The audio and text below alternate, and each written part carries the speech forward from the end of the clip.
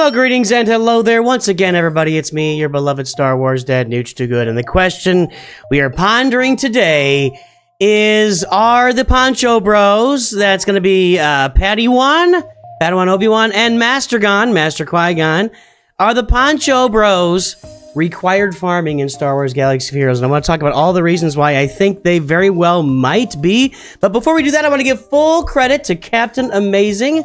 Poncho Bros is his deal. I'm putting it on the thumb. I may be putting it on the title. I'm not sure. But whenever we say Poncho Bros, you can thank Captain Amazing. Go check out his channel on YouTube, Captain Amazing. Like and subscribe to his videos, as well as mine, of course, because, of course, Nooch Too Good. Anywho, here we are looking at Master Qui-Gon and Padawan Obi-Wan, wondering if they are indeed required farming, because as you know, we've had a real focus here lately on assault battles, and I think there's one active today. Let's see here. Yes, we got the Places of Power assault battle. We've had a real serious focus on assault battles due to their rewards, and talking about how you need to, on your roster, have farmed up a solid assault battle farming team. And now, as we go forward into the game, the Duel of the Fates assault battle is now here, and it only requires 2 characters. And that's going to be your boys, the Poncho Bros. That's Master Qui-Gon and Padawan Obi-Wan. So only 2 characters required to play in the Duel of the Fates assault battles. But what are the rewards like? You know, can we say that 2 characters are required even though they're new characters? They're only single shard farmable. They're going to require 400 Kyrotex each. Well, let's take a look at the farm for a minute. And I want to talk about the fact that each of these characters is farmable in a Cantina node. There is Padawan Obi-Wan in a Cantina node. And there is Master Qui-Gon in a Cantina node. And I gotta tell you, if you're gonna single node farm a character or single shard farm a character, Cantina node's the way to go. I had these guys sitting there at 4 or 5 stars, I don't remember, and I spent 3 weeks each farming them, and I got them to 7 stars. So a Cantina farm is the easiest way as far as farming goes. You know, you took like regular energy, you look at fleet energy.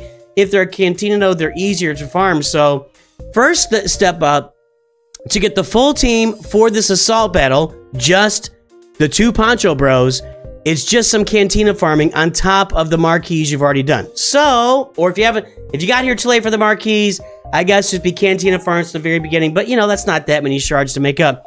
It's not that difficult of a farm to get them to 7 stars, even though they're only single shards, and I'm still not thrilled. This looks like Liam Neeson over here, and the farther over you get, and I'm not an artist, but I don't know, there's just something about this that doesn't look like Liam Neeson. And it's the same over here with your boy. It just doesn't quite resemble, like right about here, it looks like Ewan McGregor. And then you get over to here and it just kind of doesn't. Anyway, I don't know, I'm not an artist. But, so they're pretty easy to farm to 7 stars. They both will require 400 Kyrotex. Every new character requires 400 Kyrotex. You can't get around that, that's the deal. But here's something. They both are actually very limited in their abilities, and they only require 1 Zeta. This is actually the only Zeta on Padawan Obi-Wan, and Master Qui-Gon's only got 1 Zeta as well, that one. So I've only added 1 Zeta to both of them. That's pretty economical. You know, you look at a lot of characters, every Conquest character will have 2 Zetas and 3 Omicrons. 2 Zetas, 3 Omicrons. It's pretty consistent with them. And new characters will all have like multiple Zetas. You look at Keller and Beck. I don't know. I'm gonna have to look down here. It's not even gonna tell me, so I don't know. These guys, most new characters have at least 2 Zetas, if not 3. So having just 1 Zeta on each of these guys, that's not so bad. But let's take a look at the real decider, you know, the chief decider of the event. And that's going to be, I'm going to give a little more credit here to my pal, the Gerbil. So the Gerbil came up with this. It's not a table per se, but he lists out the rewards in a very nicely broken out way to list them out. And I like this. And let's talk about the first 2 tiers here. You can do tier 1 with any level characters and tier 2 with 5-star characters. Well, that's not all that difficult to get to. And if you look at the rewards there, you're going to get more shards for these guys, and you're going to get 2 million credits for each of these tiers. So you'll get more shards and 2 million credits. 2 million credits is going to make a huge difference on your roster. I promise you. Well, 4 million credits if you get through both levels of this. And by the way, the refresh there for the first tier is only 499 crystals. The second tier is $9.99. I'm not sure refreshes are worth it here if you're really looking at crystals and the cost of characters. Let's go take a look in game. I'm going to look it up while you guys are looking at that. We want to look at the shipments here. Where are shards for... Oh, God, can I not buy them? Hold on. Where is shards available? Yeah, okay. So, if we look at this... let me get that off the screen for a moment. If we look at the 800 crystals for 10 shards, of 2,000 crystals for 25, I mean, honestly... You can refresh the event to get the crystals, but the shards, if you're going to refresh the event, you can just buy the shards anyway. So that's kind of what I'm thinking there. Now, we get to tier 3, which requires a 7-star requirement, right? Yep, 7-star required for tier 3. And it's got a 749 crystal refresh on there, 1 refresh limit. You get 2 million credits, and you get all of these. We just talked yesterday about Jabba and how much value he has for giving you all the mod stuff you get. This mod stuff, if I look at Jabba... Just the capacitors, amplifiers, and modulators are worth... What did I say it was worth? Oh my goodness, I'm going to have to go do some math again. 800 plus... we're going to have to do the math again. It's like 1,400 just for that, right? Yeah. Golly, I can't remember the math. I should have looked at this math before I came in. The math has been done. 2,360 crystals is what all of these mod slicing materials are worth in here. So if you want to save yourself some crystals every month, you can refresh this event. So you're getting 2,360 crystals worth of value just from this. And if you double it and take out the difference, I don't know. 4,700 minus, it's about 4,000. It's about 4,000 if you refresh it and get, so that's just awesome.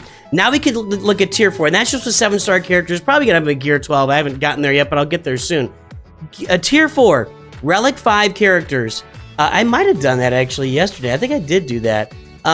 So tier 4 relic 5 characters, you're gonna get all of the value for the stuff down below. And I'm gonna tell you that for tier 4, tier 5, and tier 6, I'm not gonna give you exact math, but every single one of it, the refresh cost of 999 crystals for each of these tiers in this event. For tier 4, tier 5, and tier 6, the refresh cost is still worth it. You're still getting more value out of 999 crystals refreshing it than you would be from spending it in the shop straight up. So let's look specifically at those rewards you get from the Poncho Bros here. Tier 4, you're getting one of these different 100 carbonite circuit boards, 50 bronzium wiring, 25 transistors or 10 heat sinks. Then you're getting signal data as well. Tier 5, you're gonna get Zinbittle cards, impulse detectors, arrow magnifiers, stuff for relic 7 and 8 characters. And then more signal data as well there. Like more signal, this is more signal data than you get in normal assault battles. Just putting that out there. This is more signal data than you get. This is more stuff than you get in any other assault battle by a good margin. And that's not even counting the 5 million credits for each of these top 3 tiers. Then tier 6, you get, which is relic 9 required. So it's no small feat. Tier 6, you get 5 Gerda keypads or 5 droid brains, which is what you need to go to relic 9. You can refresh it for 1,000. Let's look at the actual cost of these in the game here. Yeah, we're gonna take a look at actual Gerda keypads and droid brains right there. So Gerda keypads for 5 of them cost $1,250, and for 5 droid brains, it's $1,500. So if you're gonna pay $9.99 for a refresh, you're gonna get at least 251 crystals of value here for the keypads, and possibly 501 crystals of value for the droid brains. Now let's have another little discussion here when it comes to the final tier, because for me, all the way through tier 5 is an absolute no-brainer. You're going to get the value back quickly. Taking both these characters to relic 7 is going to cost you 40 Zinbittle cards. Is that right? Let's go look here at a relic here. Let's go pull up a character. Actually, I saved a squad for this, and I forgot that I saved a squad. So, here's Padme at relic 5. If you want, oh, I gotta go to the other side of the screen. Boop. Okay, so taking Padme at relic 5 requires 20 Electrum conductors. We got that part, so let's back out here. Taking Chewbacca to relic 7 requires 10 Zinbittles. So, taking both of these characters to relic 7 is going to cost you 20 Zinbittles. Only 20 Zin. This is a sentence that I'm saying out loud in 2024. Taking both of these characters to relic 7 is going to cost you 20 Zinbittles. And you have a chance of getting 16 back in here by refreshing it for 1,000 crystals. And you're saving crystals by doing that. So what does What do 8 Zimbittles cost? Trust me, it's not a lot of value here for the Zimbittles and the Impulse, but you also get the signal data on top of that, so value comes in there. So you're going to recover the value on tier 5, and even so tier 4 and tier 5, you're going to recover the value within a couple of, and maybe even just one. Within 1 to 2 assault battles, 1 to 2 rounds of this, you'll recover the value of tier 4 and 5 just by doing it once. Literally, it might take 3, maybe up to 3.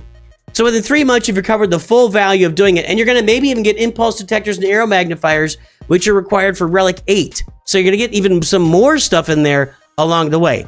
Tier 6, if we take a close look at it, let's go ahead and zoom in on that bad boy. So 5 girded keypads and 5 droid brains. If we back out, we look at what it takes to get a character to a Relic 9. Down here, gotta go over it again. So it takes 20 keypads and 20 droid brains to go to Relic 9. It also takes these arrow magnifiers and impulse detectors, but we're getting those in tier 4 anyway, but 20 of each of these. So you're talking about 80. So we're talking about having spent 80 of these to get where we are right now.